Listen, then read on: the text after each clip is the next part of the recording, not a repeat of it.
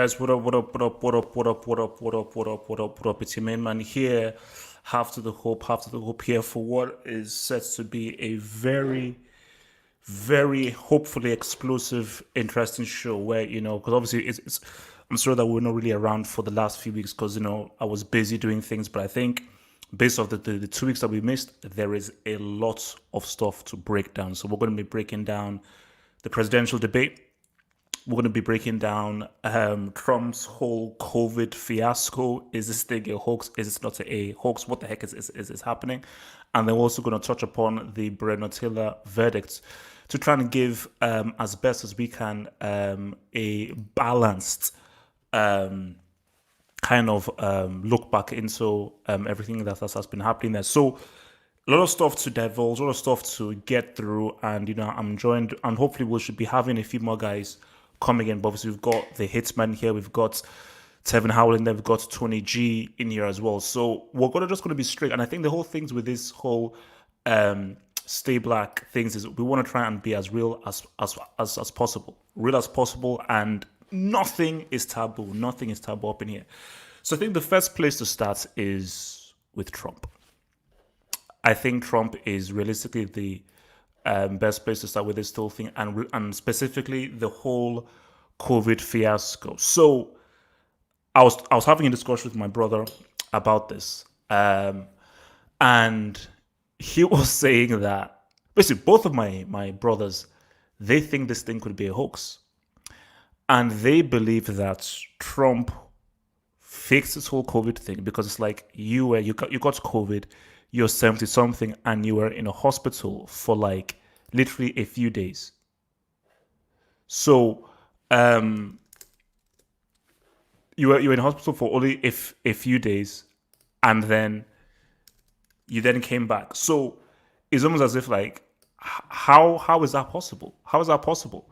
So let me come first to Tevin Howell with this. So in your view, do you think that this whole Trump thing is the COVID thing is a political hoax, or do you think he actually does have COVID?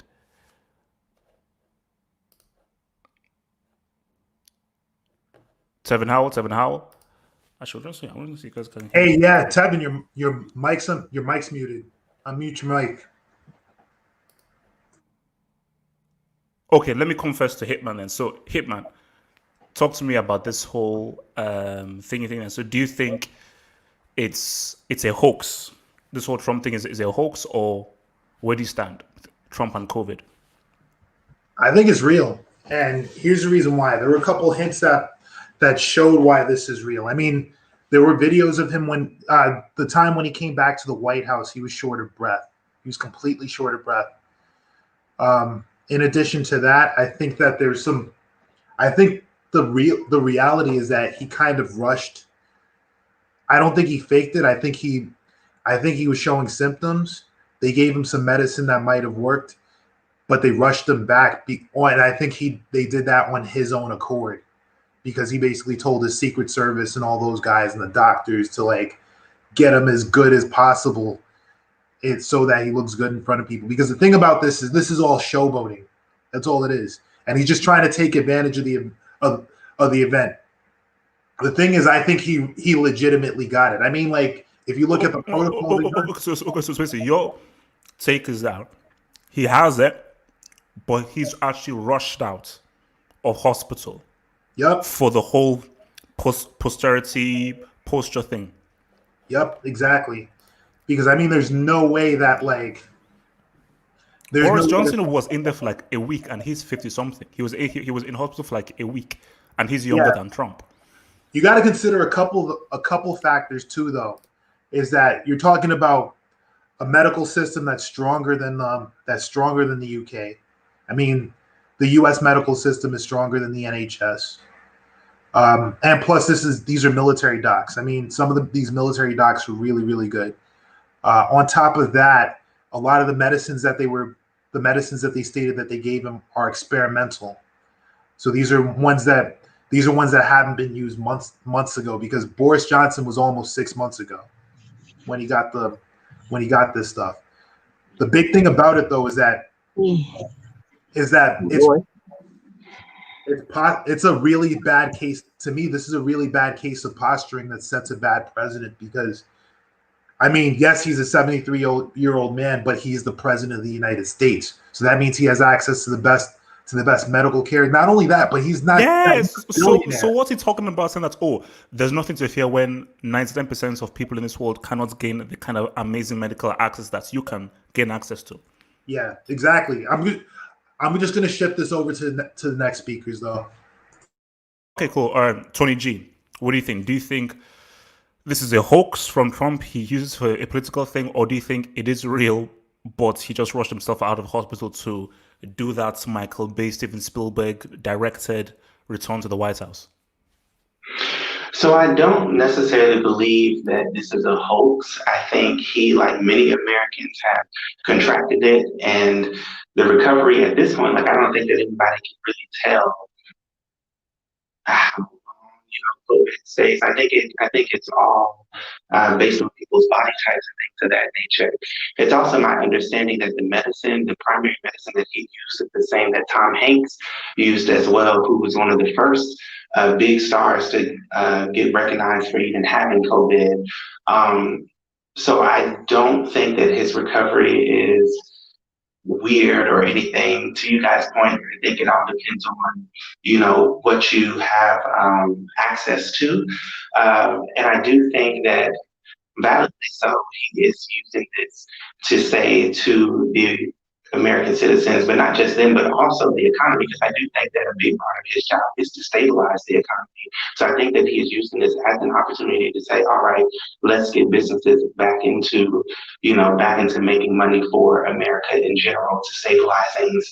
So I think that it happened. It's funny that it happened at this particular time to me, but as far as him just making up the fact that he even had COVID at this point, I think there are several people who probably have had it at this point, but just aren't aware. It's all a matter of getting tested to begin with. I can attest to people even at my job getting tested and then, it being found out that they were positive, and then 2 weeks later they test negative. So again, I think it's all based on body type. And I think because Trump is such a um, negative figure in media, I think people are just going to make this out to be a big hoax or make it to be a big lie, as if he would even have to lie about COVID. I don't think that he's in that type of position personally. All right. Tevin Howell, stating this, do you think this was a hoax from Trump, or it's real and he's been maybe a bit responsible in already coming out of a hospital with it? I do not think it was a hoax at all. Kind of what Tony said. Uh, it's different for everyone. Some people probably are asymptomatic, and it's just a matter of just getting a test to know that you're positive or not. That probably was the case with him. Once he goes to his rallies, he probably gets tested after with his doctors and his staff and everything. So it was I absolutely, it wasn't a hoax. However, I do like the fact that he did allow his doctors to let him go through the experimental drug trial, and it showed the rest of the world, not just people keep it as like, okay, the United States, the citizen of the United States, but it showed the rest of the world that the United States has and always will be dominant in advanced medicine.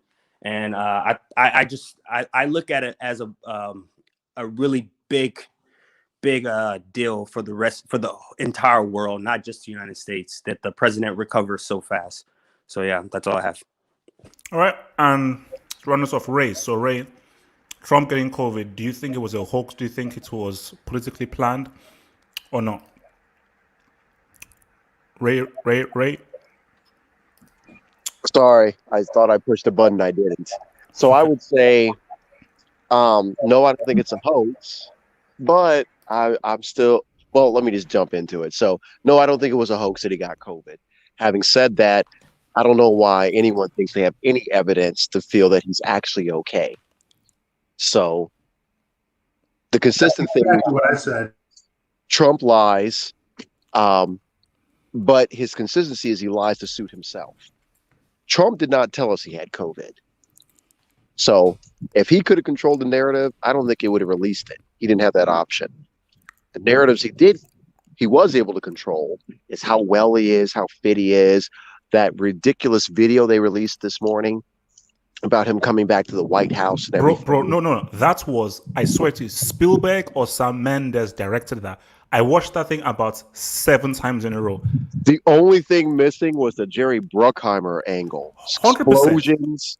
You know, I was saying, I was waiting for Dinobots to jump seriously, out. me and my brother, we were laughing our face because I watched the video first on mute. And I was like, what the heck is this? Then I watched it again with sound. I was like, these guys actually put a music? They actually put a track? This is man. Sorry, Karen, right? Like if he wasn't my president, I would be like, this is the greatest comedian since Borat. Like, bro, like what's he gonna do next? Do like a 5-minute video about him surviving a night of Taco Bell and White Castle and making it through the toilet? Like, it was crazy. But you gotta respect the man's gangster. People still eat it up. But no, I don't think he faked COVID, but everything else after it, fake as hell. Okay. Where were we? Corey, do you think Trump fixed this whole thing? Man, I agree with what the brother just said before. He got it, but that guy is something else with his antics, to say the least, man. This guy just, he got his own theme song to coming back home. I thought I was hard, you know what I'm saying? I got the Fly Guy theme song when I walk in the room and shit. I'm like, damn, your man, there's some explosions and shit behind him when he come through. And we can That say was like Boom does the the same diaper thing. commercial, bro. Like, mommy, wow, I'm a big kid now. Like, he wants props for shitting in his pants. That was so crazy. Yes. Yeah. Okay. So you feel that it was real, and then he just told, because which is what Hitman said. He just said to the doctors that, bro, get me out of here right now because I need to show strength and honor to the American people. Absolutely. It's like that cat on that last Mad Max with Charlize Theron, that Oh, yeah, villain yeah. guy in there, how they dressed him up with powder and put, that clear case on him, making it look like he's fit and muscly, while all the while he's dying and barely breathing, but he stands so high above everybody, just like that guy. I look at him, I see Trump as a character like that. Pardon my language, 45. I see him as a character like that, man, like a cartoon movie villain. I don't know. He's one of those kind of people to me. Like I hate to say it, but I've been trying to like the guy. And I just can't like him. There's nothing. I don't know. Okay. All right. So let's now move on now to where things now get a little bit more crazier. So I wanted to actually jump into something going back on Trump. Okay. Because there's something that wasn't mentioned, and this actually just shows their responsibility, because there were some developments on the people who act, not because we talk about just Trump getting it. A ton of people on the conservative side, I mean, a ton of people that were associated with that general situation got it. I think they recorded something over 30 people, 30 confirmed cases.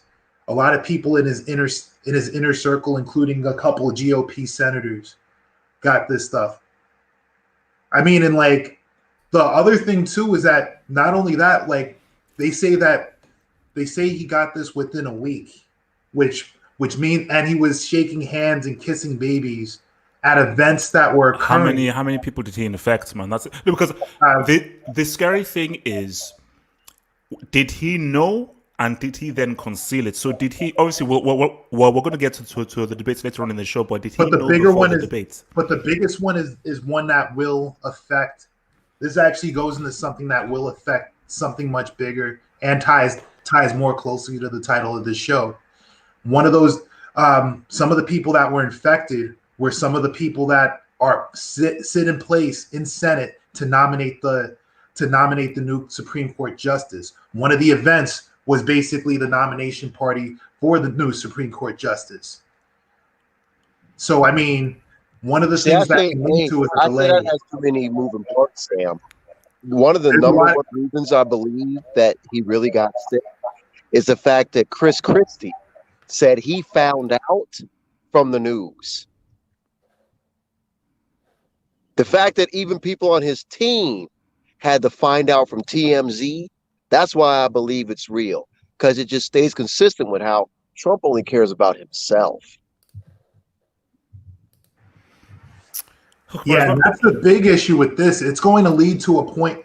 This is going to boil over to something where, I mean, he may not get his, like, he may not be able to get that nomination that he wants to before election day, which might be a benefit if he loses. It really depends. It's just something to look at. Okay, so let's move on. I want to now move on to something that I think is actually a bit more serious here. So let me actually even share screens so you guys can see exactly what I'm talking about. So in case you guys can see, let me even maximize. So Facebook and now Twitter pretty much have removed this post that he put down. So this is obviously after his comeback and so forth. I think he did like earlier today or something. So I'll read it to guys. So flu season is coming up. This guy, he loves his exclamation marks, man. Many people every year, sometimes over 100,000, and despite the vaccine, die from the flu. I'll come back to that. Are we going to close down our country? No, we have learned to live with it. It's just like we are learning to live with COVID. In most populations, far less lethal. Now, the key one there is this number here. So the CDC came out and said that is false. That is not the number of people who die from flu. I think they said it's more closer to 20 or 30,000, but it's nowhere near 100,000. So in America, it's important to say that in America. In America. So the fact is that a president has tweeted out a falsity, something that is filled with a clear statistical error. And the issue here is especially his hardcore supports, because again, we talked about this thing like some months ago where there was, I can't remember what the city was. There was this kind of like biker gang, biker rally that has hundreds of thousands of people during the height of COVID, and they're all... Sturgis. Yeah. So where they all flocked there because they were like, oh, no, we don't care, we're all cool. So the thing here is that people will look at this and be like, oh my gosh, this is just like the flu. Who cares? I don't need to wear this bloody mask. Let me just go out there and just do whatever because I don't die from the flu. I get the flu, I recover. Who cares? Let me go through. And then, but people have said that no, this isn't like the flu. This is much more serious like the flu. And you doing that as a president who is extremely influential is very problematic. So, Hitman, thoughts on this tweet and post being removed by Facebook and Twitter? This is not the first time he's posted false information on Twitter and got called out for it, or called out, i.e., getting fact checked. Which is mad. How can you do that as a president? How? Okay, so there's a post he did back when, I think this was in 2016. This was probably somewhere after, like after a lot of the things that were going on with like Ferguson and whatnot, where pretty much he essentially sent a message stating that there was that 80% of like white deaths by homicide in America were executed by black people. You could pull up the post.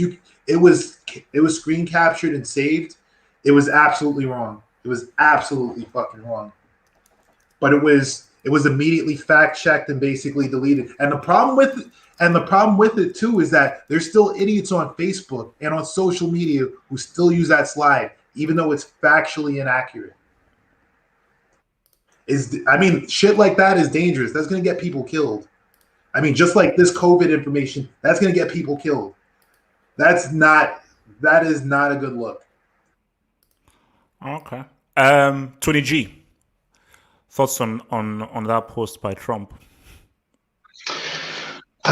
So first I would say that I get that Trump is a polarizing figure, period, in the media. And I think that all this hoopla around his characters or the way that he speaks, well, let me say this. I think that Trump plays into the hatred surrounding him because then that then fosters his supporters. to then side with him, because I think that a lot of attention is paid to some of the wrong things. I think ultimately what he is saying is that we should use common sense in this and seeing that COVID, first of all, is an airborne type disease. Sorry. Like, is there a way you can maybe get a better signal, because you're breaking up and we can't really hear exactly what you're saying because you keep breaking up. So I don't know whether you Okay, want to can you hear me switch now? devices or something. Okay, yeah, go for it. Okay, go. Okay, so I was saying that Trump is a polarizing figure, and I think that ultimately all this hoopla around specific statistics that he puts out there, I think that doesn't necessarily help anyone's case. I think that all politicians lie, period. And I think that even when you say, like, how can a president do something like that? Even, people's favorite President Obama has lied. Like, all politicians lie to foster and posture themselves in a certain way to argue No, or wait, but real quick, in response to that, yes, all politicians lie. They're all lies, but we live in a different age, and we know how powerful social media is, and this is a very particularly unique time dealing with a pandemic and COVID. So lying about something like this, as opposed to lying about, oh, I'm going to raise taxes, low taxes, is very, very different, because we're now dealing with health, life, and death. So Sure. I think it is I think that it is a very different time, yes.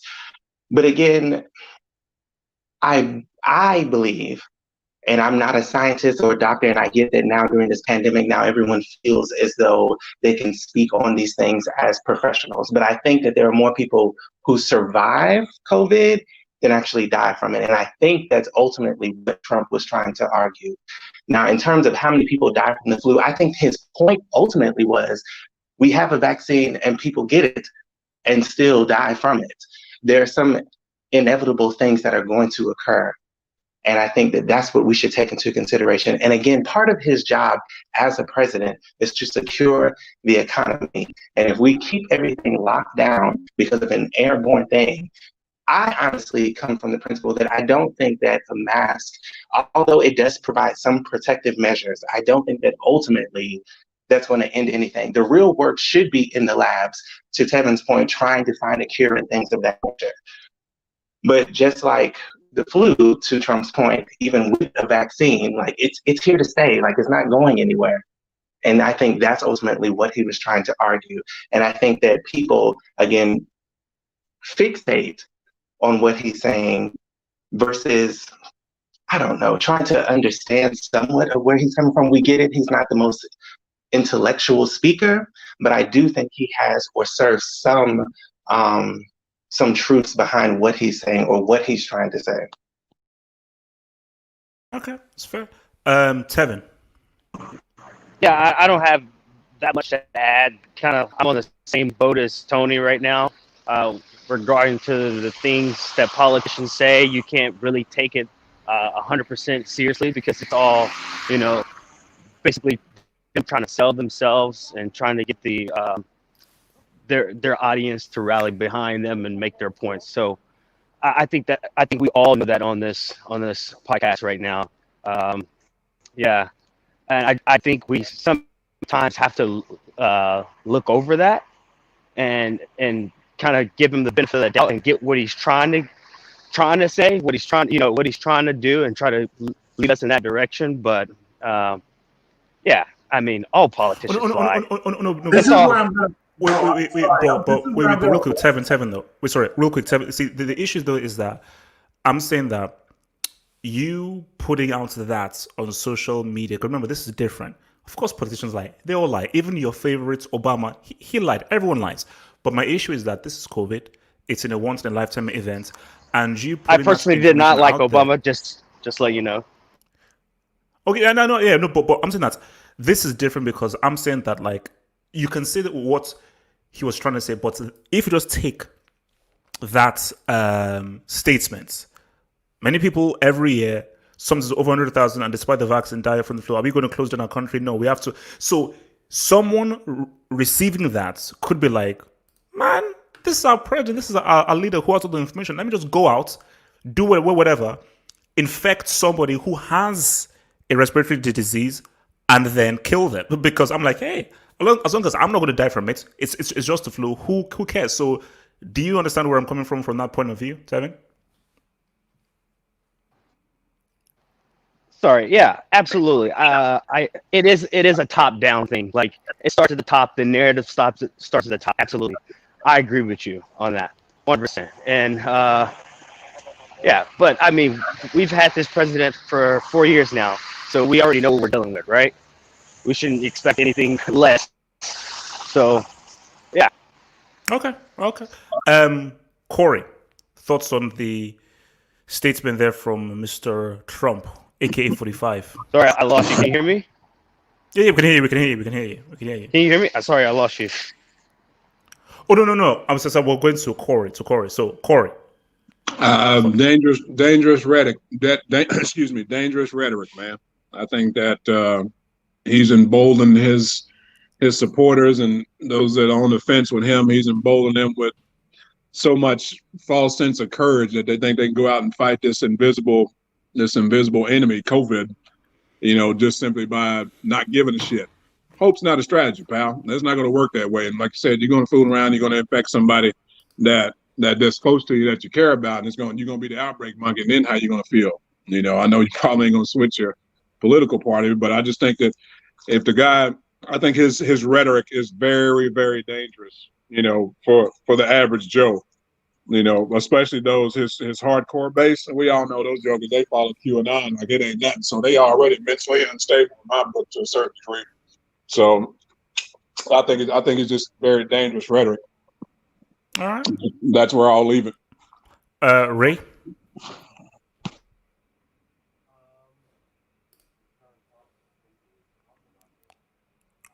Wait, Ray. We can't hear you. We can't hear you, Ray. Your voice is. We can't really hear you. I think you need to get that mic. Sorry, I guess it went auto on me. How about now? Can you hear me? Cool. Yeah. Sorry, man.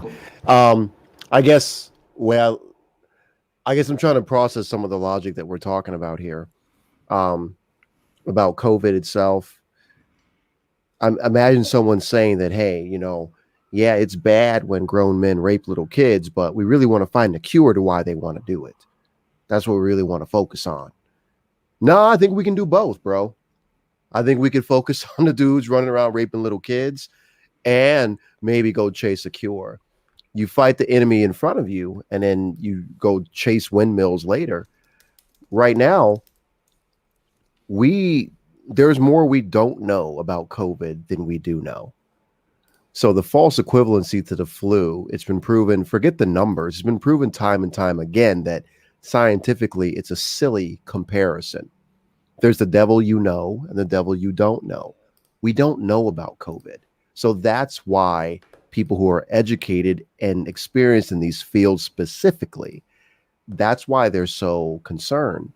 Now, big picture regarding people that believe the man and want to follow him, I kind of take the Darwin approach, man.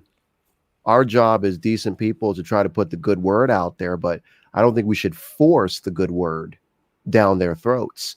If they want to believe their orange God, let them follow that orange God. See how it works out for them. Okay. Other than that, fuck them, let the dogs get them. Hey, Can I add one more point? Yeah, go for it. So, one, I would like to point out that in his statement, he is not saying that he opposes safety measures at all. I think that ultimately, again, we're in a situation where we have to sort of decipher what he is trying to say versus because people are not even going to ask him to elaborate on anything. We just make assumptions, blanket assumptions about what he's saying. I don't think that he is saying anything outside of, again, trying to make sure that the economy is stabilized. That's his whole purpose, I personally think, because the economy in and of itself, I think, was going to self-implode anyway, considering, how many people are in poverty and losing jobs already. And now the commonality of people having jobs such as Uber and that being the sufficiency for them to pay their rent and all of that. I think that he was trying to make sure that businesses are starting to thrive again with America, because I also think that if America goes down, the rest of the world goes down. So I think that that's what his total fixture is. Not that he is saying, I personally have never heard this man say, stop wearing masks or stop doing the 6 feet distance kind of thing. And I think that in terms of him trying to compare the flu with COVID, I think his whole point is that, okay, guys, this is going to be a commonality. Multiple people are going to get it just like they get the No, flu. wait, but just wait, well, real quick. See, Tony, you are an intelligent person.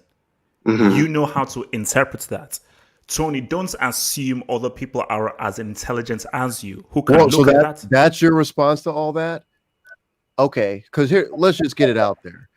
I'm not saying Tony ain't intelligent, but I ain't no damn mind reader, and I'm not that dumb myself. It shouldn't be put on the listener to figure out what the hell this cat is saying all the time, first off. Now, I'm actually okay with most of what Tony just said because he was actually very articulate in saying, as far as I've heard, as far as I know, and I think. So that is why it's okay when half the stuff that Tony said was completely false. Trump has absolutely said that masks are not to be worn. He has absolutely said that. He's mocked it. But Tony said he didn't hear it. So no harm, no foul. Continuing forward, no, it is not the responsibility of the listener to figure out what the hell you're trying to say, unless you're in a relationship and you've accepted that from her. If you've accepted that from her, live that life. I'm not dating my president. I expect to some degree that whatever the hell comes out of your mouth, that's what it is. Not this Ouija board game where we all sit there around and pretend what he had meant was. No, The other thing too is he You puts can't do that. is that the thing is that the president of the United States is the prime pusher of policy in the United States. I mean, pretty much. Let me just say one more thing. Blank slate. Let's here. read just Randall. Let's read just to finish this last thought here, man. We keep in this conversation anyway. We keep talking like everyone woke up one day for no reason and started hating on Trump. That's blank slate theory in economics. Day one was not people hating this cat just to hate him. He did shit. Okay? He did a lot of stuff. So when we keep passively talking like, well, everyone just hates on him, they don't give him a chance. Nah, bro, that's not what happened.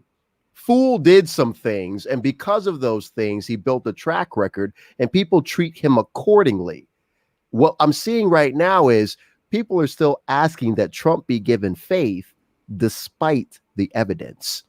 I am more than happy to see that man become a different man tomorrow, and I will take that evidence in and adjust my expectations of him.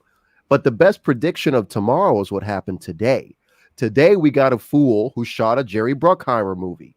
So I'm not a jackass if tomorrow I expect him to be just as ridiculous. He did it. So I have a question. I have a question. Wait. So I'll go to Tony, Tevin, then to Hitman. So Tony. So my response to that would be the debate stage is the last time that I really heard Trump saying it. I didn't really watch all of the pomp and fare of him like leaving the hospital and all of that. But on the debate stage, he talked a lot about having a mask. He even took out his mask and said that when he uses it and all of that. Again, his whole point was to make sure that people weren't so scared that they stopped living in general, however you want to take that. And two, as far as interpreting what he says, that is what the media does in general. The average Joe, even you and I, people listening to this podcast are listening to us in hopes that we interpret what's actually taking place. Everyone is watching this thing and they're realizing that they're not political advisors I think that a lot of people don't come from a political thought. I think that a lot of people are aware that they weren't medical majors when they went to college. So again, we're always going to be looking for someone to interpret what's going on. Every president has to be interpreted through the media, through articles, that's why we listen to the news. They're interpreting what's going on. It's not necessarily that we're hearing directly from the president, whether it be Trump, Obama, Bush, Clinton, they all get interpreted. Even after their presidency, we're still trying to fathom what exactly was taking place and what they were trying to accomplish with all of the bills and all of those things that they've done. So that's what my thought is that we're always going to be. Well, you used the word. Here's the thing, man. You started with the word. Here's my question. You made a lot of declarations. I'm not going to disagree with you that there's a lot of interpretation 20, 30 years later. What the hell interpretation is there when the man says 100,000 people died? That's not interpretation. But here's my thing. But what does that have to do with you saying, "Oh, people are going to be stupid and stop wearing masks"? That's not what he said. He did not say stop wearing masks. Tony, it's how people will receive that information. Right, but on the presidential stage, when the whole world was watching, when it really mattered, he was saying wear a mask. That's your feelings, bro. When it matters. Okay, wait. Debate stage. That was the time to debate him about it, and he was saying, "Wait, let's get to other guys. Let's get together with Tony. Let's get to other guys." So, okay, so Tevin, you wanted to ask something to Tevin? No, I'm liking this. No, keep them going. I'm loving it. Yeah. Okay. Let's go to the hitman. Let's go to Hitman. You wanted something right now, bro? I'm gonna let this because I'm gonna let this go. These guys, this is getting good. Yeah. So let's get back to the feelings. Okay, ready. The same man says two different things in the same day. Show me the rule book when it matters and when it don't. He's the president of the United States. Show me when he goes on record, whether he's tweeting with his thumbs or speaking in front of the cameras versus the debate stage. Show me that book, that Trump's Rules of Order, where when he says it here, it really means something. But when he says it here, and when he says it there, nah, he's just play. Show me that book. So again, if you can point out to me where he specifically said stop wearing masks, stop adhering to social distancing, then okay, I will concede to your point. But I have never heard that man say that ever. And I think that as far as people interpreting what he's saying, you are interpreting that he is pivoting to people to do the opposite of what the CDC is saying. That's all I'm saying. We're 6 grown men. I believe we're grown men. We're 6 grown men talking from all over the world. Here's what I say to you, my man. If you really gave a shit, you would Google it. The fact I got to spoon feed it to you, that's a concern. Because either A, you can Google it and find it real quick, or I'm full of shit right now and he never said it. Well, I'm going to say that you're full of shit because he was on the presidential debate stage with a mask and telling people to wear a mask. That's all I'm saying. Not be finished. Well, if that's the only time that matters, there's nothing left to say then. You live your life just like the people following him. We good. Okay, look, I mean, just to round us off because we want to get into the whole debate thing.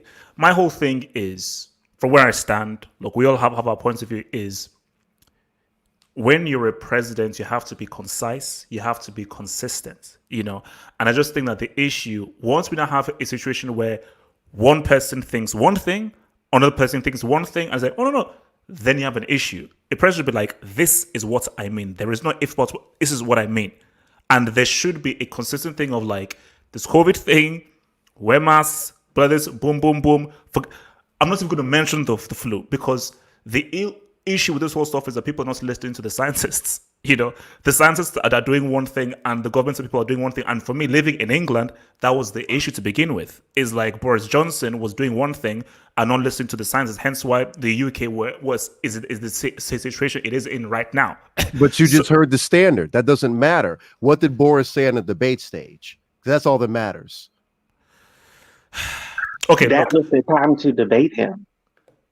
And he was saying that he agreed that we should be wearing masks. So even if Boris says the sky is purple 364 days a year, if he says it's blue on the debate stage, that's all that matters. That's the logic we're using right now. So you were saying that he consistently tells people that COVID is fake, it's a hoax, blah, blah, blah. I have never used the word consistent with Trump other than the fact he changes consistently.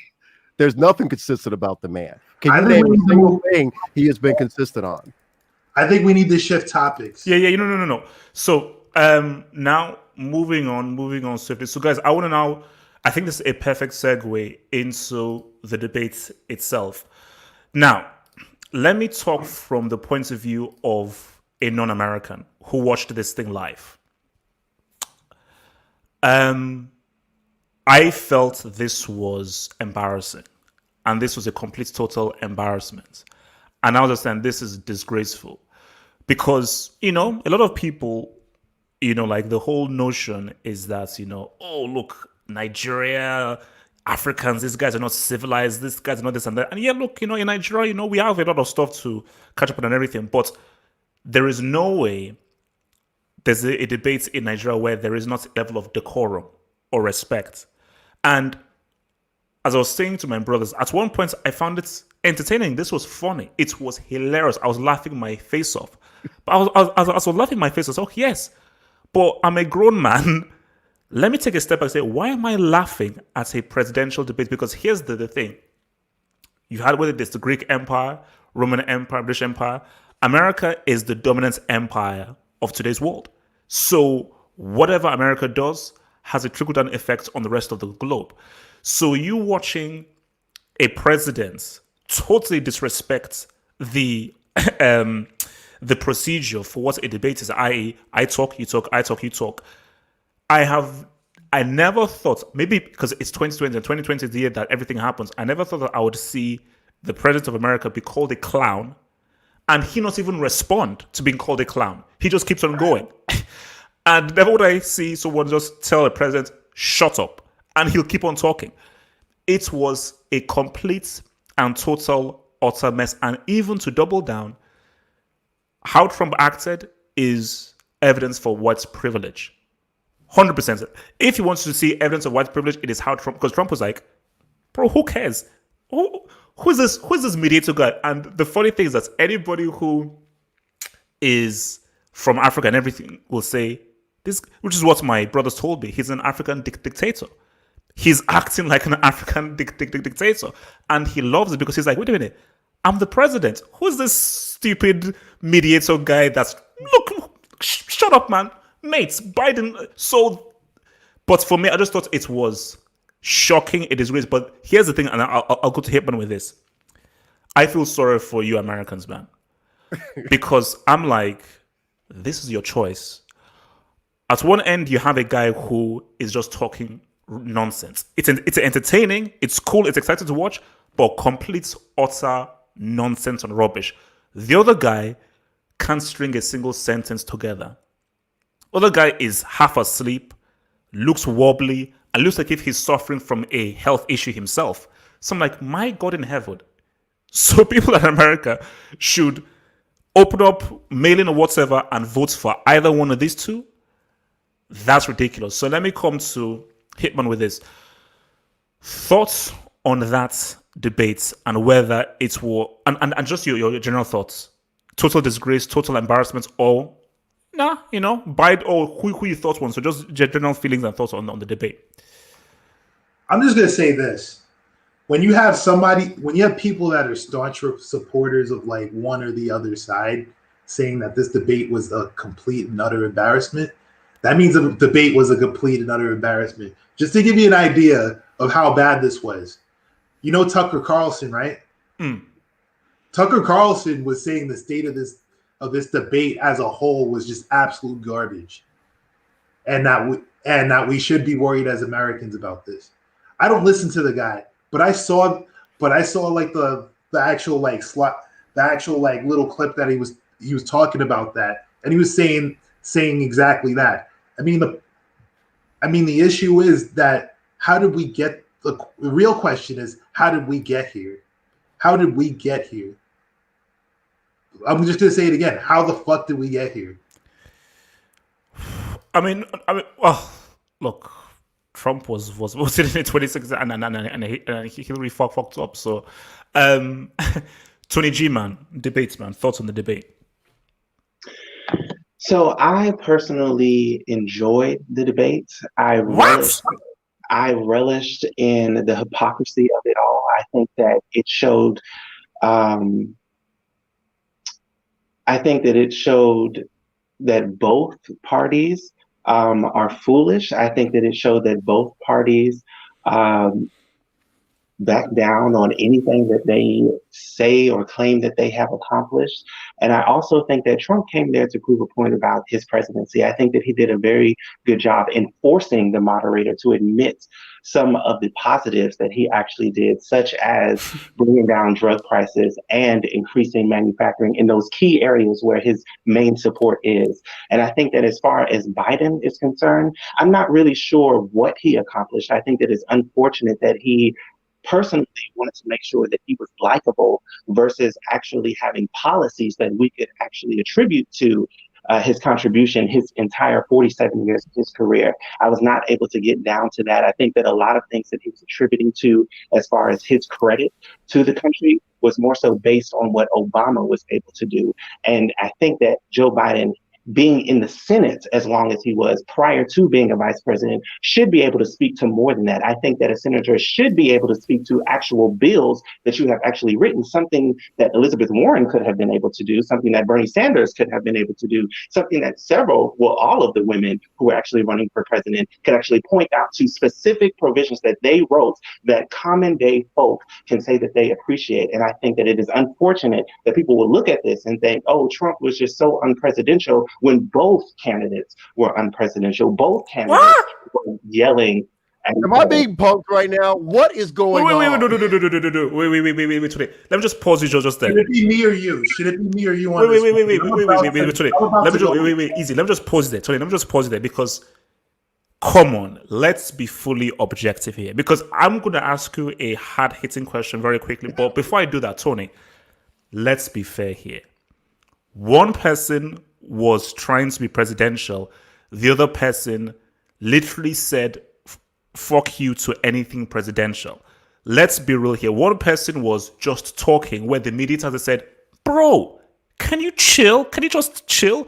And another guy was just trying to answer questions. So, Tony, in your view, because I want to be fair here. I'm not here to attack anybody, but I just want to be here for it. So, Tony, in your view, how was Joe Biden being unpresidential with regard to his mannerism during that, with regard to his conduct during that debate? I could see that if he did something similar to what Michelle Obama says, when they go low, I go high. But Joe stooped to Trump's level. And if he was going to be any different, then that was the time to show it. But he showed that he's no different from Trump. I think that they are one and the same. I think that we watched two foolish old men argue, and neither one of them could care anything about America. I think that both of them are very conceited, egotistical people, proven by Joe Biden. This is his third time running for president. How many times do we have to say that we don't want you to be president, but now you're going to force it on us? And on top of that, now you're only becoming president because our only other option is Trump. Okay, wait, Tony. Okay, so sorry, real quick, because again, I've got to pick at this point. I'm sorry.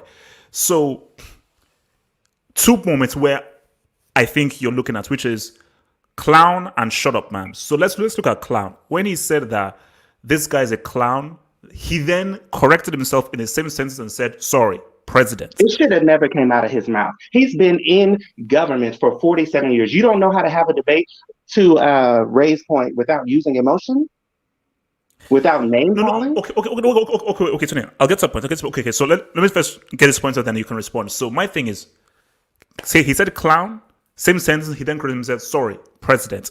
Then when he then said, shut up, man, Tony, we have never, I don't think there's ever been a debate where there has been a candidate who has acted the way that Trump did, where this man was just talking all the time. So as Biden was, because we're human beings. Politicians are still human beings. We're not robots and machines. So are you going to now chastise Biden for just being a human being? I'm like, mate, I've been trying to talk for ages. You just keep talking over me. I'm like, man, shut up. So listen, here's what I'll say to that about being human beings. Come on now, this is getting old. What you have been in service forever, and I think that the average day person, if I was to go to work and get into an argument with somebody, because this is Joe's job at this point, this is Trump's job at this point, both of them acted unprofessional, regardless of either side. And I think that if I were to go to work and argue with somebody and tell them to just shut up, especially somebody in a higher authority, like regardless of how you feel about Trump, he is still the president, and you just blanketly just tell the man shut up just because you're in your feelings. Both of them should be ashamed, period. Okay. No, it's fair. Okay, wait. Well, let me just hit the super chat, and I'm going to come to Telvin. So, Danny Henkel, thank you for the super chat, says, can't feel sorry for USA, was stuck with Boris. Daniel, bro, yeah, man. Look, I think the UK, I mean, we have our own Trump as well, because Boris is a complete, utter clown. Complete, total fool. So, yeah, Danny, we have to not contest with that dude. Tevin, thoughts on the debate? I personally, 2 words. It was classless and very embarrassing, honestly, from both sides. And that's really what I thought about it, honestly. I see where Tony's coming from, but I think that's the stretch, Tony, just to be honest with you. All right. Okay. Corey, thoughts on the debate? It was an embarrassing shit show of a debate. I think HAHH, you do a much better job at being a moderator between Tony G and my main man Ray up there. I Oh, think no, you no, no. do. Wait. But Corey, thank you for that. Corey, thank you for that. But Corey, I am cheating. Chris Wallace didn't have a mute button. I do have a mute button. But thank you though. So Chris Wallace, bro, guys, if you want no, seriously, I'm just saying, if you want me to mediate October 15, call your boy. Call your boy. I need some cash. I do have a price. Call your boy, because trust me, I will come in there. If I have to shake Trump and Biden, well, not shake Biden too much, shake these guys too much, I can do a good mediation show. So guys, Chris Wallace was garbage. Corey, back to you. Yeah, he was garbage, man. All three of them was garbage. I think I talked to a friend of mine that lives in just outside of Cologne, Germany, and we go back and forth on issues and whatnot. He'd also, as an aside, he'd be a good person to get on this podcast at one point. But anyhow, from outside the U.S., I think you guys are right. It was an embarrassment to us. I think it was two old men that were fighting like, two old men sitting on a porch, about nothing. They have nothing to do better than to argue with each other.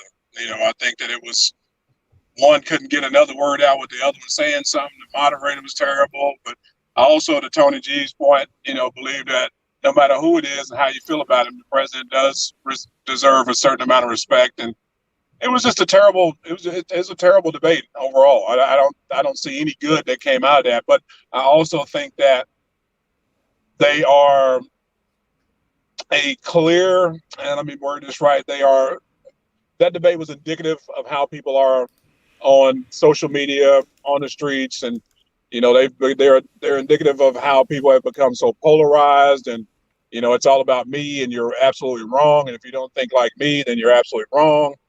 I think they are unfortunate examples of the parties that they represent, overall in a lot of cases. You guys get into it every day, on social media with people that think and talk and act just like them. And then just how that debate went down, I think it's a very clear indication of how we deal on a daily basis, right? We just want to bicker back and forth with no solution in sight. We just want to get our points across and talk blah blah blah blah blah blah blah blah blah blah blah.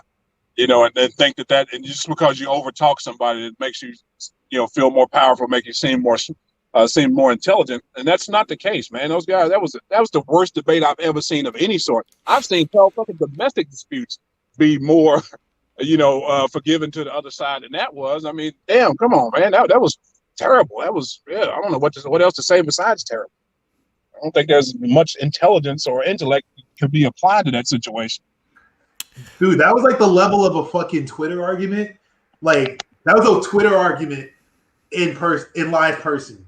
That's Word. what it was. All right, Ray. We've been sitting here talking about how that was the worst debate ever. We've also had a couple of people mention the fact that Biden's been in office been political office for 30 years. At what point do we start being some damn adults and start noticing what's different? Biden's been in political arenas for 30 years. We have not been talking about Biden doing these kind of shit shows for 30 years. Trump has been in office for 3.5 years. We've been talking about shit shows for 3.5 years. How is it the moderator's fault, Biden's fault, and Trump's fault equally when the evidence shows if you removed one person, shit show stops? What I'm seeing here is we refuse to talk about magnitudes. Two people can both be overweight. One person's 10 pounds overweight. One person's 250 pounds overweight. We sitting here talking about, well, they're both overweight. They both got health issues. This is not the same. They are not the same. And we keep pretending like, well, not all of us, but we keep pretending like Trump is the same old, despite the evidence. Biden has been here for 30 years. Show me another clip of him going against an opponent and acting the way he acted with Trump tonight. The moderator, that cat isn't new either. Show me another time where he couldn't handle his thing. At what point is that sad ass, old ass, grown ass man Trump held responsible for what he creates when he's in a situation? The way we talking, if I punch you in the face 15 times and you punch back, it's a fight instead of you defending yourself. That's how we're talking right now. The way we're spinning it right now, what Biden should have done is just sat there quietly every time he was interrupted. Just sat there. That would have been presidential. Same people would have been saying Biden's a punk. Biden can't speak up. Biden can't do nothing. Same people would have been saying the cat was a punk. But because he spoke, now he's unpresidential. I'm seeing a game. It's like playing cards with a 4-year-old, where the 4-year-old always wins because the name of the game is I win. No matter what Trump does, that's right. Biden failed because he stooped down to Trump's level instead of saying Trump failed by creating that level in the first place. What are we doing? We're sitting here talking about them being a disgrace. Why don't we look at how we react to the disgrace? At what point do we say the president is the president? There's only one president. Why are we not saying that at the end of the day, if we don't know who to hold accountable, how about the cat in charge? How about the leader? How about that? Why don't we start there, then work our way down? Instead of holding everybody, we got people holding AOC accountable to Trump's standard. He'll say something about that girl. She'll respond back. She's not acting appropriately. That's where we've stooped to where this little orange, shiny little God, we can't clap at him directly. He's always got an excuse. I think that's more a reflection on us than him, because we keep tolerating this, and we keep tolerating people who try to spin this like it's some kind of logic, that it's not just Trump and what he represents. This is not status quo. Yes, we can say all day long politicians are shitty. We can do that. But if you're going to pretend like this cat is the same as the last 3-4 presidents or politicians in general, I'm sitting here trying to explain to someone the difference between being 10 pounds overweight and 1,000 pounds overweight. I don't know how to talk to you because it's not the same. So, Tony, can I just ask a question? And you can feel free to answer this or not, because really it is your right. Because I don't think anybody. Can we let Tony respond to that? What Oh, no. That was a lot to take He in. will. No, I know. Definitely, I don't want to. So this is almost a double barrel question. I wanted to respond to what Ray said, but also this. So respond to this and to what Ray said. So first of all, are you this November? Do you plan on voting for Trump? And you can say yes or no. You don't have to answer, and then just respond to what Ray said. So to your question, I'm not voting for Trump or Biden because, again, both politicians are corruptive. And I think that this debate was definitely representative of that. And I would not feel right within my spirit to vote for either one of them, because I don't think that either one of them are for Black people or America as a whole. Again, I think that both of them are just focused on their own legacy, not necessarily bringing America up to whatever greatness or standard. And to respond to Ray in terms of equating Biden, who's had a 47-year career in the public spotlight as a politician, I think that we have definitely seen him speak several times on the Senate floor, whether it was calling Clarence Thomas a political activist, and that being the reason why he voted against Clarence Thomas becoming a Supreme Court justice, because Clarence Thomas was trying to make sure that we had property rights and stronger laws to abide by.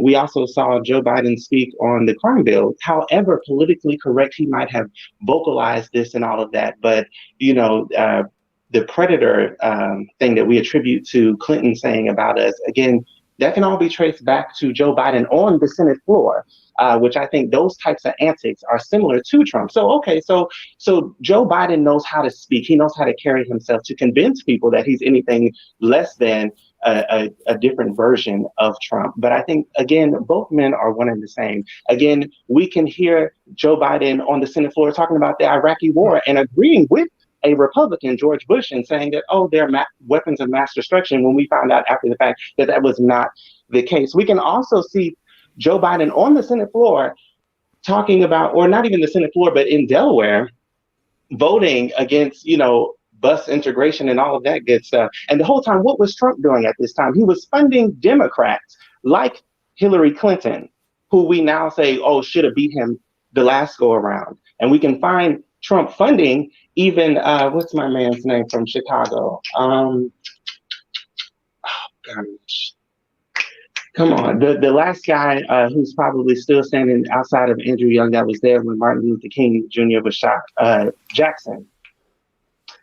We can see him funding his presidential campaign in 1988. This is Trump, the same guy that we're trying to say is racist and all of these other things. So I think that in terms of feeling like Biden should be at a point where he should be able to speak and handle himself accordingly, because he handles himself accordingly on the Senate floor to convince everybody else to do things that are clearly against what we actually need going on in society right now. And so I think that, again, if you have a career spanning 47 years, one, you should have been retired. And I think that we can find definitely way better people for the Democrats to run. But I don't think that you get a pass just because Trump is a horrible person. I think that if you want to prove that the Democrats are so morally correct, then you handle yourself accordingly, just like I have to do on my 9 to 5. Regardless of how anybody comes at me. I can't send an email cursing at anybody or telling anybody to shut up. Now, I might say that in a different way, a politically correct way. And I think that Joe Biden should be skilled enough to do that. But of course, I mean, we know that he has dementia or whatever he has going on, or he might have forgot where he was. And similar to all of the other different tropes that he said against other people. I think the last thing that came out was he was just saying that people now can rally and feel a connection because they can eat during this pandemic because they know that Black women are filling up the grocery store aisles with cans and all that stuff, alluding to the fact that most Black women are the ones who are domestically working in grocery stores, filling up the stores at night, like different things like that, or even his story about him working at a pool and, stopping Black folks from fighting and all different kind of things that Joe has said that are clearly racial, because he is a Southern guy and he supported many Southern Republicans who have fought against Martin Luther King Jr. and whatnot. Like, least we forget that this is the Joe Biden that we're talking about. Forget all bygones. Forget all of that. Let's just focus on Trump as if Joe Biden doesn't have a history. That is my problem. And that is why I'm not voting for either one of these candidates. Facts. Well, I can appreciate your candor. It kind of makes it better understandable why you're unable to focus on Trump's behavior as the president right now. I totally agree with you. Biden definitely does have a history.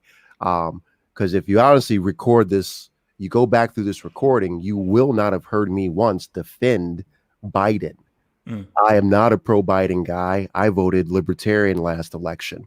So it kind of explains how every time I try to get you to focus on the man who's in the office, you talk about anything and everything but him. But yes, for the record, absolutely correct.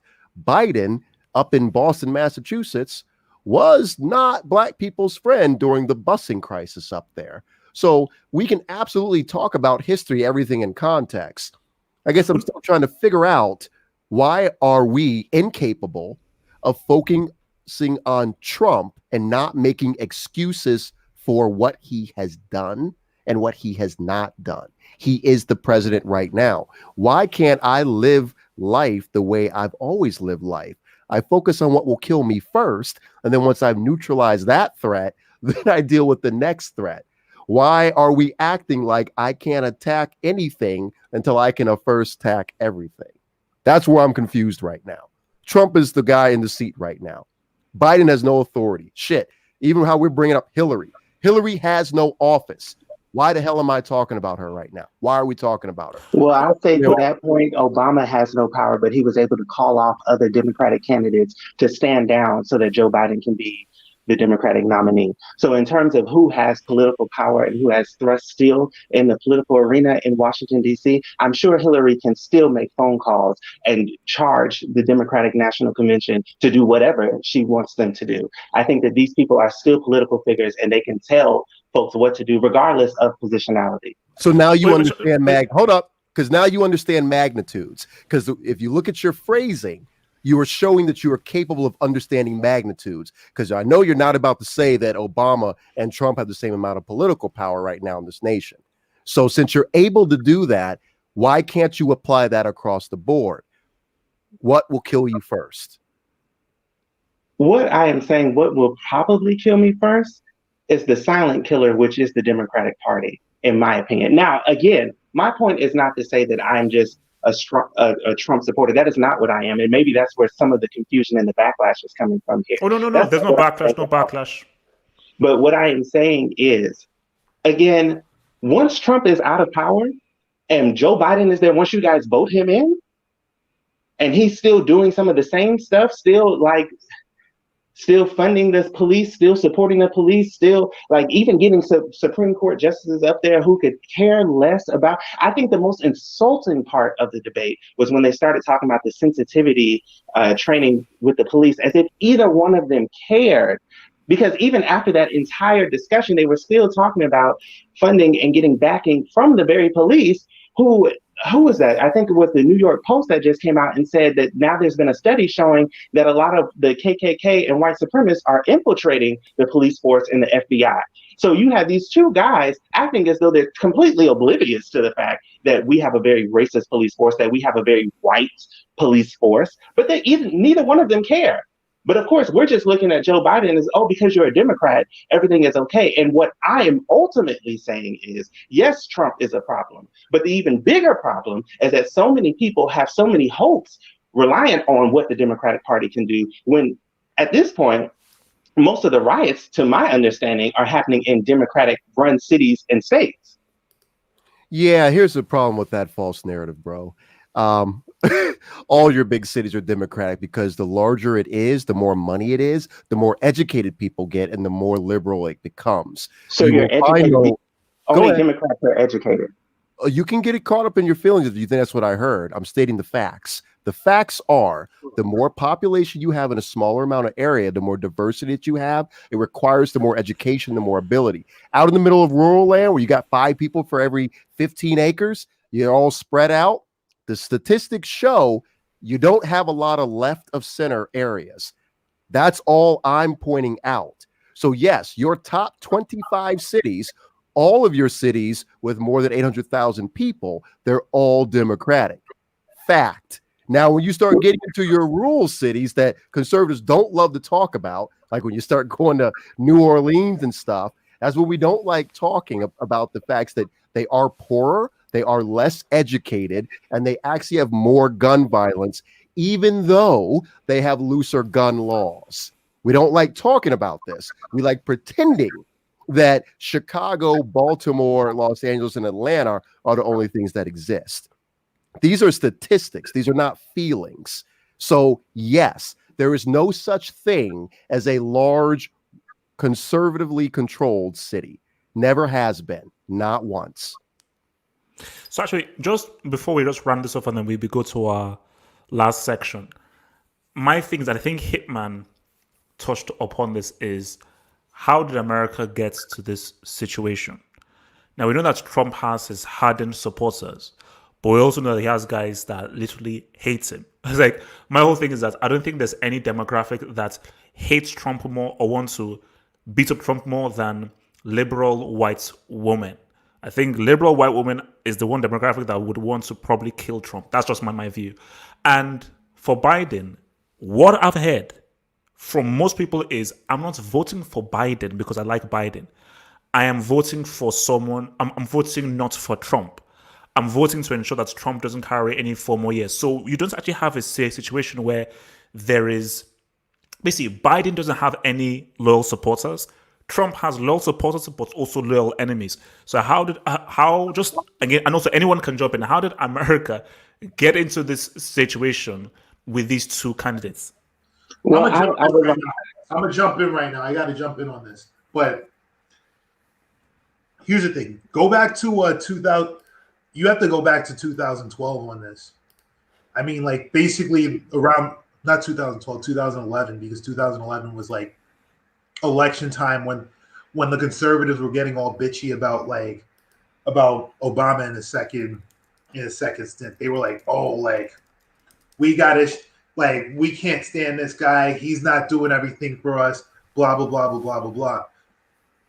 Fast fast forward, a lot of things happened over those next 4 years. I mean, everything from like the cases of Trayvon Martin and stuff like that. I mean, basically, gay rights are established. The whole like birthday cake, I don't even, was a wedding cake thing. The gay wedding cake thing happened around that time. There was a lot of stuff that happened. I mean, legalization of homosexuality and I mean gay marriage. There was females in the military, a lot of stuff, and then on top of that, there was just the whole race. There was the overglaring major race cases, which was Trayvon Martin and Michael Brown. Those brought up a couple things. Those brought up Black Lives Matter. It brought up Black Lives Matter. Another thing too, little known, is that that's also like when Antifa really started showing their heads. Like, because they didn't show up in Ferguson, but they were showing up in other areas in there doing other things. Like, I mean, protesting for different causes. And there were protests going on with that. Protests and riots, actually, but they weren't reported because they were mostly white protests. So like they weren't covered. But getting to the point though, the big thing that happened was that 2016 election happened. There was the election, and the election basically was Clinton versus Trump. Nobody thought Trump would win. And I mean, Hillary was just unpopular. That was a big reason why she lost. Nobody liked her, but she still won the popular vote, though. But she still won the popular vote, barely, which was interesting. What does that mean, bro? Barely won the popular vote. But you get what I mean. Yeah, she won the popular vote, but she got destroyed at the electoral vote, which means that the distribution which tells you that the distribution, that more states voted against her than voted for her. I think it was like. What does that mean, man? Like more? Is that, I mean, look. I get what the American system is, and it is what it is. But I never understand the whole thing of like more. This is the American election. More Americans voted for me than you did. Therefore, I win. This is the Nigerian election. So that whole electoral thing, I know people have explained it to me and so forth. It's still wild, but fair enough. The funny thing is, electoral college and even the 14th Amendment, we have all these instruments in America that are designed to protect people from tyranny of the masses. If you look at 13, 14, 15th Amendment, 14th Amendment was designed to protect former slaves from the tyranny of whites who outnumbered them 7-1, from the tyranny of them voting to be racist. The crazy thing is, we've had these tools damn near since the beginning. They have never been utilized by the people who actually needed them. 14th Amendment was to prevent a group of white people from voting to be racist and saying, well, majority rules. But if you look at from housing to banking, over and over, Supreme Court supported white people getting together and doing a vote and doing everything from condemning land so blacks couldn't build on it to preventing them from being able to live in places, to the fact where black people who bought houses were jailed. I'm sinking this into this because I find it hilarious that conservatives now are leveraging these tools that they ignored ever since blacks got freed to now try to utilize them for themselves in the name of protection from the evil majority because they're no longer the majority. So, to your point of not understanding it, even we don't understand the logic of claiming that the Electoral College protects who? Trumpians? It protects Trumpians from the larger population that doesn't want to build walls, that doesn't want him in office. That's what they're protected from. It's not going to last very long. Demographics have been talking about this since the 80s. Demographics is only going one way. But the fact of the matter is, progress is going to keep moving forward. Unfortunately, we're not quite there yet. And that's really what we're dealing with here right now. It's going to get worse before it gets better. I think another thing we also need to address too is also the directions that the political parties are moving, because this is actually going to tie into why we got to where we are right now. I mean, historically, the left in America, in a grand scale, would be pretty much right of center anywhere else in the world. Honestly, bro, I think they're both going to go down. Don't ask me for a timeline. I think conservatives might go down first because of population, demographic trends. But these younger kids coming up on the left, they're not going to tolerate this. They don't get their Bernie stuff much longer. I think long term, both these parties are going to. Yeah, that's what I wanted to tie into, because the thing about it is that what we're really noticing what we noticed over the past, I'd say 4 to 5 years, because I'd say this precedes Trump and like his campaign, but the left has been going the left in America has been going further left, and the right in America has been going further right. So I would like to just interject really quickly. I think that what's most frustrating about all of this, especially this question of how did we get here, as if we ever were not in this space. I think that, number one, I don't think that Trump is an anomaly in all of this. Again, I will repeat that Trump has funded several candidacies, whether it be stateside or nationally. So I don't think that he just came out of nowhere. His money has always been infiltrated in this, and I think he just decided, okay, I'm tired of just funding all of this, let me just be a part of it. I think too, how quickly we forget that we were just calling Bush the Antichrist, but because he was handing candy to Michelle Obama and now he's best friends with the Obamas, we forget that he was a Trump-like figure. And again, to Hitman's point, he predates Trump, and before that there were other fools, Reagan included. I think again, this idea of corruption, this idea of mediocrity in the presidency is not uncommon in America. It's not uncommon in the world. And just because you are in power, I think a lot of it has to do with nepotism. I mean Nancy Pelosi is the biggest example of that. Like, she didn't really work anywhere, but for her father being the mayor of Baltimore and her brother being, following on being the mayor of Baltimore, then she sort of, built a political career out of that.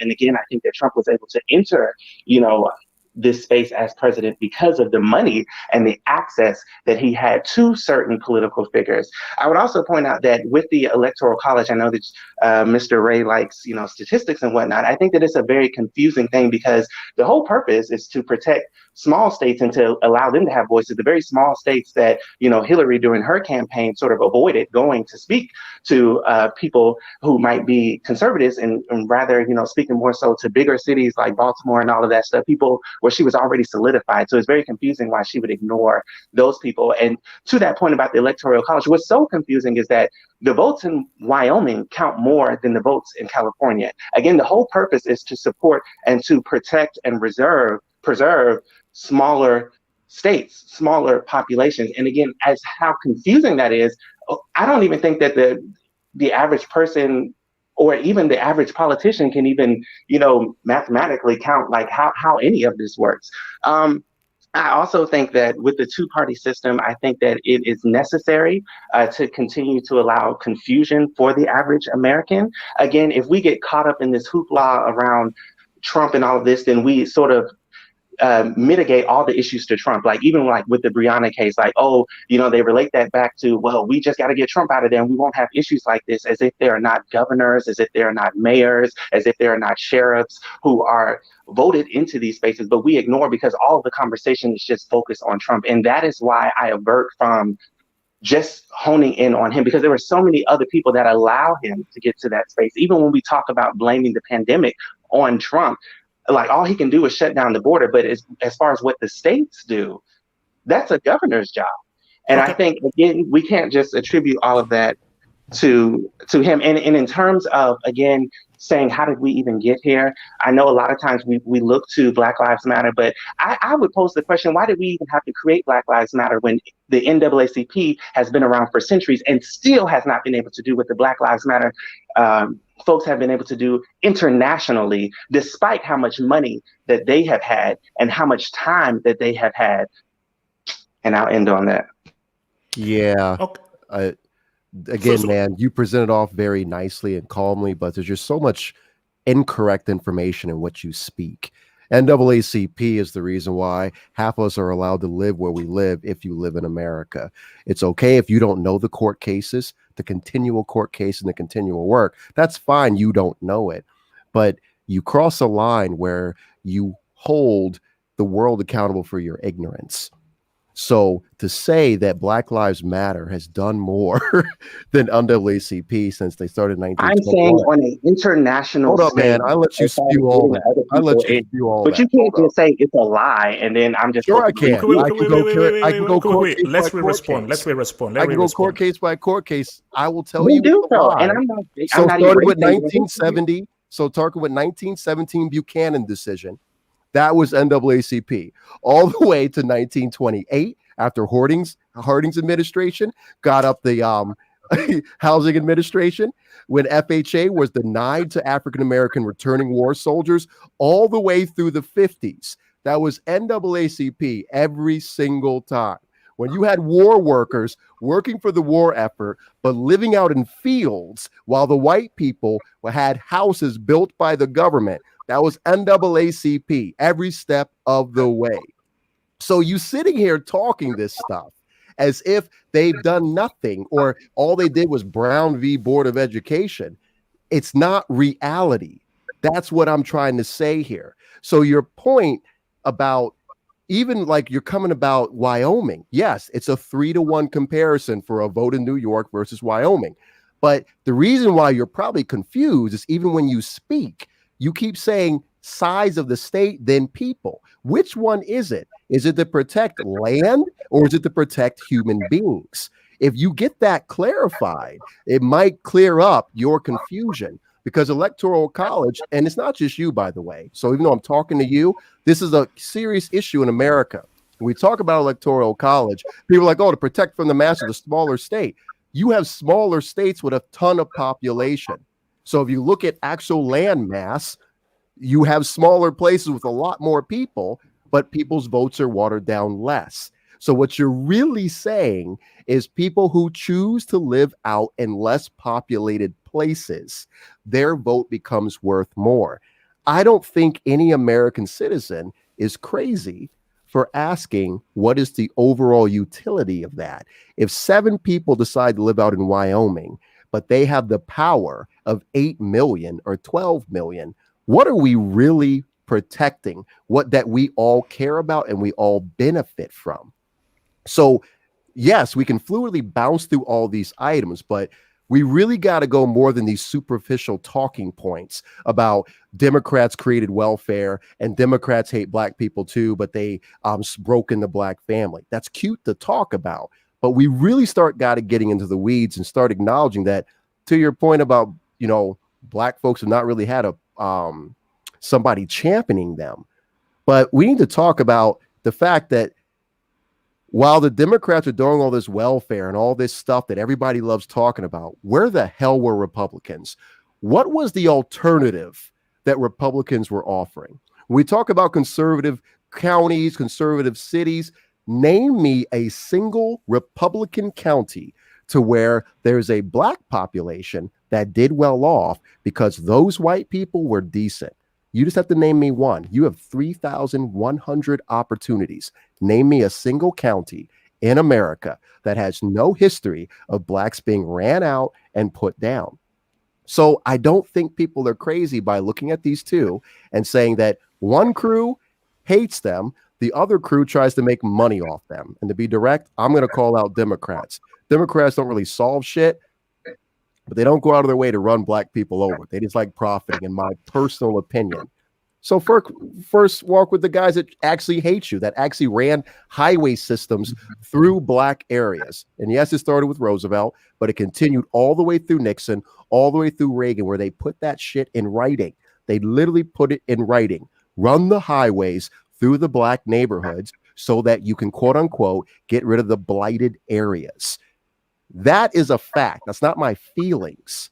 You watch neighborhoods of 40 and 50,000 black people in Miami and Baltimore get leveled down to 10%. I would So say that. that's the thing. Wait. We have, because we're going to be here for ages. We have to just do our final topic here, and then we can maybe ride through and revisit this like towards the end. But let's just roll with this. So, so now I think it's cool for us to now talk about the Breonna Taylor verdict that was given us. So here's my view on this, and then I will let you guys put in your view and stuff. So this is what I know. And even saying that is weird, because what do we really know? So this is just what I have received from the information that has been given out there.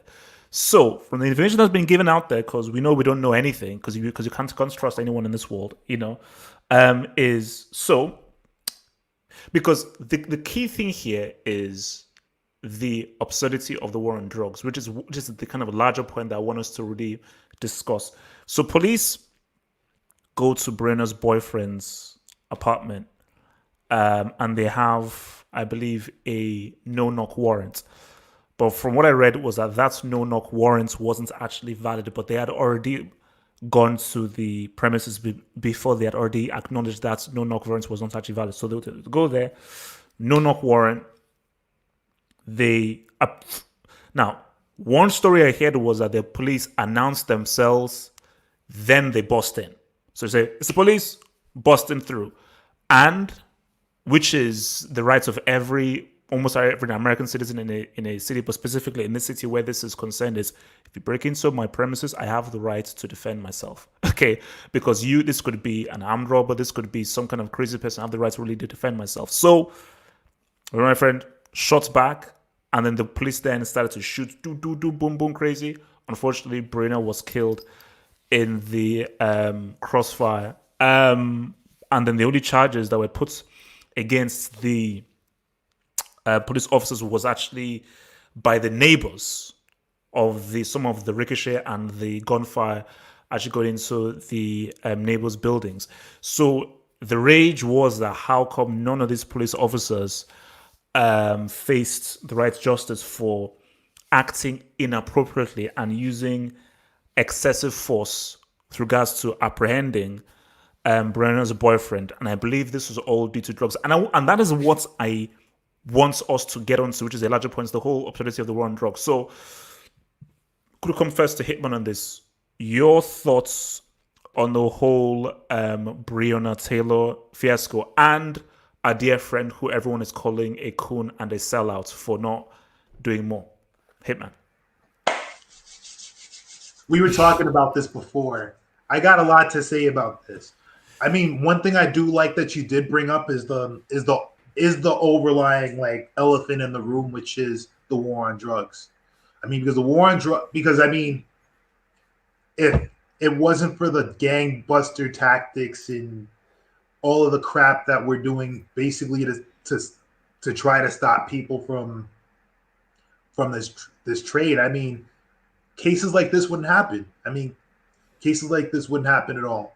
One of the big issues one of the things I want to cover is not exactly the actual incident itself, but the things that surround the incident. So I mean, one of the big issues that came out of this after the Kentucky AG Daniel Cameron made a statement was that there was an unknown juror.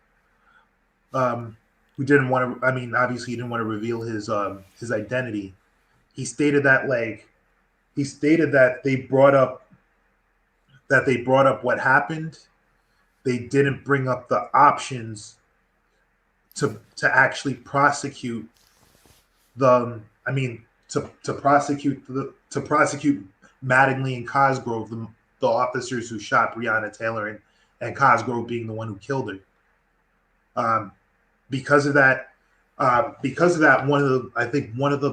the judge that was specifically put on this case actually revealed all the statements.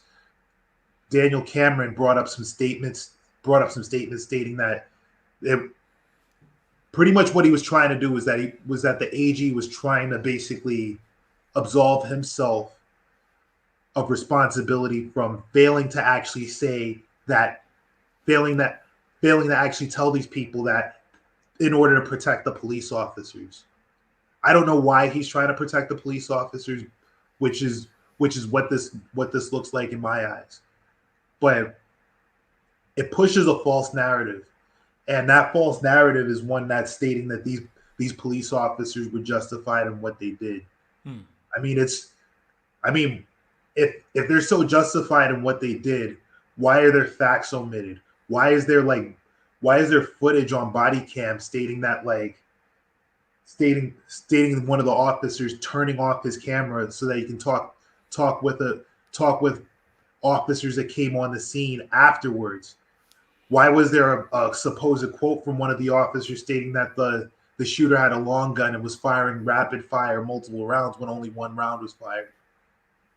I mean, there's just so much in this case that's so loaded and so not brought up straightforward that this shouldn't be an open and shut case like it is. The cops need to be charged. I mean, they need to go to jail. That's it. They killed an innocent woman.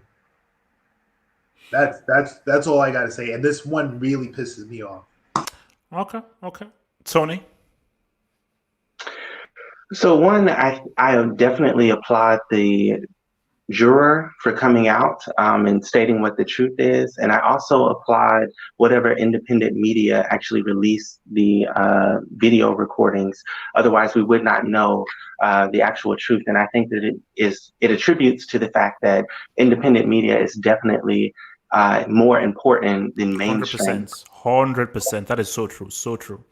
And I think too, more so than think, but I hope that this ends the era of placating to identity politics. What I found very surprising is not only is the Attorney General Black, but also the police spokesman. And I think that we should have long ago ended this whole era of believing that, just because there's someone of color in a high position, that they would automatically, have our backs. And I think that we should have realized that, especially even with Ferguson, with Eric Holder coming in and still nothing being done, or even, the previous Attorney General of California, Kamala Harris, and how she acted in California and making sure that people got arrested and tampering with evidence as well. So I think that we've seen this case play out before. And again, now it just shows now more than ever that it's important to, number one, stop believing just because it's a Black person in place that we're going to be protected and that they're going to be have our back. I think ultimately we should just end this whole idea of tokenism. I think again, there are just some people who are just all about self and individual, and I think that that's what we should get away from. And I think again, this is another case showing that it doesn't end identity. Here's what I'm gonna say about that. This doesn't end identity politics, but the term tokenism does apply here. Because, I mean, if you look at and this is why I was talking about before, bringing up Daniel Cameron, who's in the center of all this now, because he's the one who's putting forth, I'm not going to say facts because he omitted a significant amount of facts. So I'm not going to say facts, but statements that he put out. I mean, clearly, I was looking at the background of it. I mean, if you pull up on like this guy is basically fostering himself to become either a senator or somebody high up in the Republican Party. one of his mentors is Mitch McConnell, who's the current head of the current majority leader in the Senate. I mean, this is, and this is unconfirmed, but I have to check this. But I also heard that the woman that he married is also a family member of someone high up in the Republican side of Senate. That's not confirmed or anything. That's just, but the one that is an absolute fact is that he is being mentored by Mitch McConnell. And I'm not saying, I know we're not supposed to say those things affect people's judgment or whatnot, but the optics look a bit funny. The optics look a bit funny. Yeah, they do. Yeah, they do not look good. Just so we don't get too far, brother, that's not true about him being related. Oh, you mean about the wife being related? Yeah. Okay, that's not true. All right, so we won't even venture down that rabbit hole. But the fact is, though, that he is being mentored. One of his main mentors is Mitch McConnell, and there's been instances of him actually talking and receiving guidance and mentorship from our current president, 45. Okay, Ray, thoughts on the Breonna Taylor verdict? For me, it's just the same old, same old. I guess we're now getting into different circles. I don't know black people who think that just because black people are in charge, they're going to be saved. Most of the black people I know. Some people still do. Some people still do. Again, that's why I clarified. Most of the black people in my world, they actually know history. They know it was blacks making sure that other blacks weren't trying to run away. They know it was blacks who were doing redlining and block busting. But again, I was raised clearly with a different set of history. We have a saying where I come from, all skin folk ain't kinfolk. So I don't know this world where just because somebody looks like you, they're your friend. In fact, Candace Owens ain't nothing new in my world. Candace Owens have been here since the beginning. Your Silks, your Diamonds, all them. There's always been people willing to get up and get over and being willing to step on 20 or 30 of their own. That ain't new. So regarding the outcome of the verdict, to me, it's more of the same.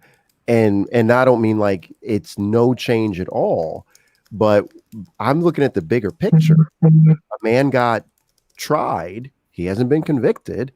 A man got tried for shooting and through walls. So, I mean, think about how crazy that sounds.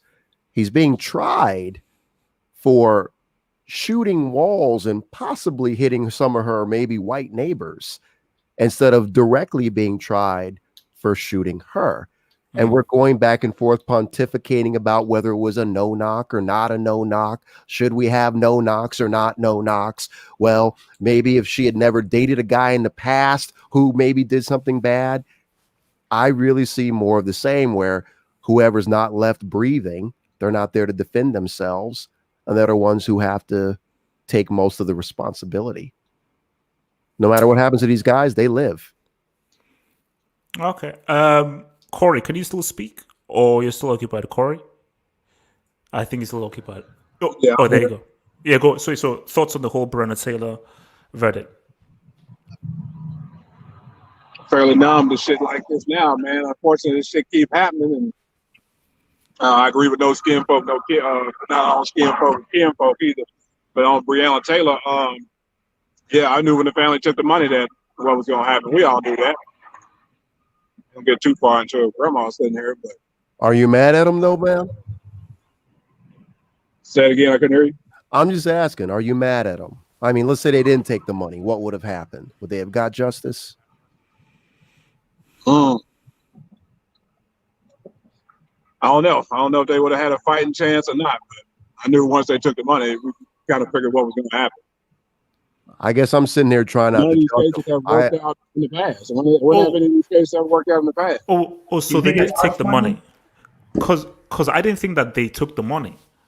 So they took the money in the end? Oh yeah, I'm under the impression that they did take the 6 or 8 million, 12 million, whatever it was. It was like three different numbers. undisclosed settlement. I mean, they mentioned 12, but I think there were still parts. There were still requirements that were not everything regarding the agreement was released. Right. So we don't know if they're not allowed to speak on certain things. But yeah, an agreement was made. How about that? You know, Yeah. so just sort of round off in this because I want to definitely go into the whole drug thing. Is that look, as Corey even said, same old, and it's literally it's a case of where America is like spitting at the faces of African Americans and saying, now watch them. Like, why? What are you going to do now? What? Because again, it's like it is such an insult and an FU to people to say that you're being charged for bullets through the wall rather than recklessly shooting, busting into someone's place and killing someone. That in itself is just so wild and so crazy. But I want to look on this whole war on drugs because this whole thing started because of drugs, because of this stupid idea that you can somehow win the war on drugs. Because this Breonna's boyfriend, he wasn't trying to kill someone, he wasn't a murderer, he wasn't a rapist, he wasn't a pedophile. He was involved in drugs, and that just makes this story even sadder. That you came in with a police crew shooting and everything because of drugs. And the thing is that people don't want, they know the war on drugs can't be won. They know it can't be won. It's a smokescreen. It's an excuse to lock up people. Because again, drugs will always exist. Specifically, those high-end drugs used by the richer white people. Based on how we live in this world as human beings, we will always use drugs. And the fact that people are still pushing this stupidity of, man, we want to get this drugs off our streets is mind-blowing. So to that Hitman, what's your view on this whole war on drugs? Black people in America sort of been hounded down by weed possession, drug possession, and all that crap. The issue is that it's a really hard thing to actually like deal with. Yeah. It's just that essentially, I mean, when you talk about drugs, you got, because I mean we've been, I would say almost to the point we've been so conditioned to like how things are with drug enforcement and with the way drugs are handled in the US and around the world, because this also affects a lot of places in the West, that I don't really think a lot of countries know the way forward as far as loosening or making regulations in a way that are feasible, but at the same time showing that drugs are not the answer. Because you got to, when you're trying to accomplish that, you got to look at both. You got to look at both what's on. I mean, what drugs are out there, what the dangers of them are, the people selling them, stuff like that, and like. But it's like smoking. It's like cigarettes, nicotine. Because I'm not talking about because the thing, in my opinion, if it comes down to drugs, I mean, Portugal has a good solution, but the problem is that a good solution for everyone? Basically, Portugal's solution is this: that if you get caught with drugs, it's treated as a medical problem and not as a criminal problem. I mean, unless you're like a big time distributor, like, I mean, you have fucking like truckloads of drugs, you're not going to jail. I mean, you may get a couple fines if you have a large amount, but like you literally have to have a truckload to actually do jail time. But if you have like small amounts and you're an abuser, yeah, they're going to send you to a place to basically to get yourself clean. But then again, I've noticed this in like Los Angeles and even on the streets of Frankfurt, Germany. Like people getting shot up and shooting themselves up and getting injected with heroin, with meth, with PCP, stuff like that. I mean, and it's really tough to see a way forward You can't. No, you can't defeat it. People will always need drugs. Like that's my thing. Is that you're fighting because most wars there's a way to win. Like World War and everything. No, this is a strategy to win. There's a way to win. Drugs you can't win because you're dealing with human nature. You're dealing with a need that human beings will always have. It is literally impossible to completely rid human dependence on drugs or a type of drug to make you feel a certain way. Yeah, I mean it depends because but I'll say this though. In the States, most of the gun violence is related to gangs, and most of the gang violence is related to drugs. It's a cycle. I mean, literally, you could even say most black on black, because most black on black violence in America, which a lot of conservatives like to talk about, or most violence in general, most murders in the United States are related to drugs. Are related to drugs. Most gun violence is related to drugs. Most gang violence is related to drugs. The common denominator there, it's all related to fucking drugs. Yeah, that's all I got about that. Okay. Tony, thoughts on this? The whole war on drugs. Again, none of it is surprising because we see it occurring over and over again. And it reminds me of a story that I just heard about with Nathan Woods, who was actually executed because of a drug bust gone wrong. And he was executed for supposedly embedding or assisting someone into killing multiple police officers when he never even shot anything. He actually ran out of the house, but still the Alabama governor still pushed for his execution back in March. So it's not surprising, again, to see this reoccurring story. And I think part of the problem, just to address something that was earlier said, that I think that again, this is where it would be pivotal if the NAACP were to speak out again in lieu of, the current situation as far as drug affiliations are concerned. Because I think that even Malcolm X, took it upon himself to individually make sure that this got out to a world stage. And that's why I was applauding the Black Lives Matter case, because they brought it to the world stage, because that embarrassment then changes the U.S. policy. And I think that when other countries are silent on this issue, it enables the U.S. to continue to randomly kill these Black bodies for something as simple as drugs. And I think, not to repute anything that Charles Houston or Thurgood Marshall have done for the NAACP, but my point again is to get this out onto a world stage, because I think that some of the cases that Ray had brought up, a lot of the times I think that the court sided on the right side of history because the world was watching. And I think that that's what's so powerful about Black Lives Matter. And I think that that is what I was ultimately saying about the NAACP, is that they've kicked out people like Du Bois for speaking out to the world and trying to shine a light on these very issues. And until the whole world condemns America for what it's doing, then we will continue to be stifled. And that was my point. Not to say that the NAACP has not done anything. But the point is that Black Lives Matter has broadened it for a whole conversation for the world to see. Okay. And Corey, thoughts on this whole war on drugs and whether it's actually a viable war that can actually be won? Short now, I'm about to pull up. I'm about to jump off here, fellas, but no, it's not a viable war. I think there's some alternatives we need to look at. I didn't know anything about the Portugal thing, what the brother mentioned. That sounds promising, as a cog, as a part of I guess you can say, alternative method to what we currently have. That's the whole prison industrial thing. I also agree with the brother about the violence. That's easy.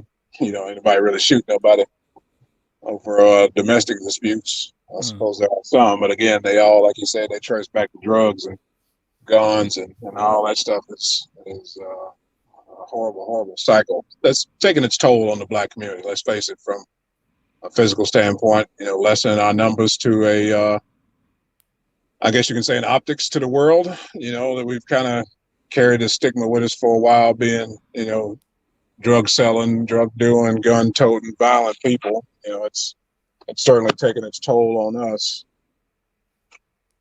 as a people. But as the world goes, I think that it is not a viable strategy to go at it as we have been, for the last forever. We got to try something new. Change ain't nothing wrong with change, especially in areas where it's needed, in places like that. We've been doing the same old thing, like you said. The last 40 years of my life, and only 40 years of my life. So, yeah, we definitely got to do something different. Okay, and I think I think MB just joined. So MB, you have your mic working there? MB, you have your mic working? All right, I think so. So Can you hear me? yeah, I can hear you. We can hear you now. We can hear you now. Sorry about that. All right, so basically, we're just talking about the Breonna Taylor case. So, general thoughts on the Breonna Taylor case, and what's your view on the war on drugs, and whether the war on drugs is actually a sensible, viable war to actually wage? Well, the Breonna Taylor case is interesting in that they 100% know that the cops were at the very least negligent, but they won't admit that they led to her death. Everyone keeps bringing up her boyfriend when I realized something halfway through. The majority of the population thinks that her boyfriend is the drug dealer. And that's not the case. Her boyfriend was a new dude who was trying to, he had his shit together. He's not even listed in the warrant aside from it being his home. So that's why they dropped the kid. Like everyone said, well, hey, how could a felon have a gun? Well, he's not a felon. Well, why isn't he in jail? Because he's not the drug dealer that they're after. Two different dudes. Her ex is the dude who was the supposed kingpin, right? So a lot of people initially dismissed their, I would like to say people have but so many fucks to give, right? So a lot of people determined that it wasn't worth their fucks from jump when they heard her boyfriend shot at the cops, not knowing that the cops didn't knock. They're saying that, as we're finding out, that's not the case.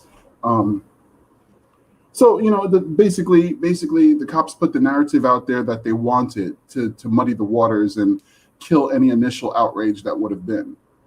Then they quietly paid the family off and quietly dropped the charges against her boyfriend. So, and then of course the attorney general is trying to curry Trump's favor. So he did what he had to do to look like he's tough on thugs, air quotes, who are attacking police. So, and the war on drugs is basically, the United States is the biggest drug dealer on the planet.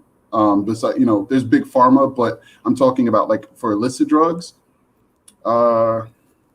We fund whole wars based on the drug money we make. Just being real. So that it's never going to stop. It's created so that politicians can have brownie points, but it's never going to stop, and it's never done anything good. If anything, it keeps people like us in jail, fueling the prison industrial complex by locking us up for bullshit and basically using us as slave labor for corporations. That's all I have on that. Okay. So I think that's probably going to round us off for now. So, well, next Tuesday, we'll obviously have the VP reaction to the VP kind of debates between your boy Harris and your boy Pence, and of course I'll try to get into some more interesting debates and stories and so forth. So I want to just thank everyone for joining in. Thank you so much, and we'll hopefully see you guys next Tuesday for another episode of Stay Black. Remember to like the video, remember to subscribe, and we'll see you guys next week, guys. Peace out, guys. Peace. All right, peace. Peace.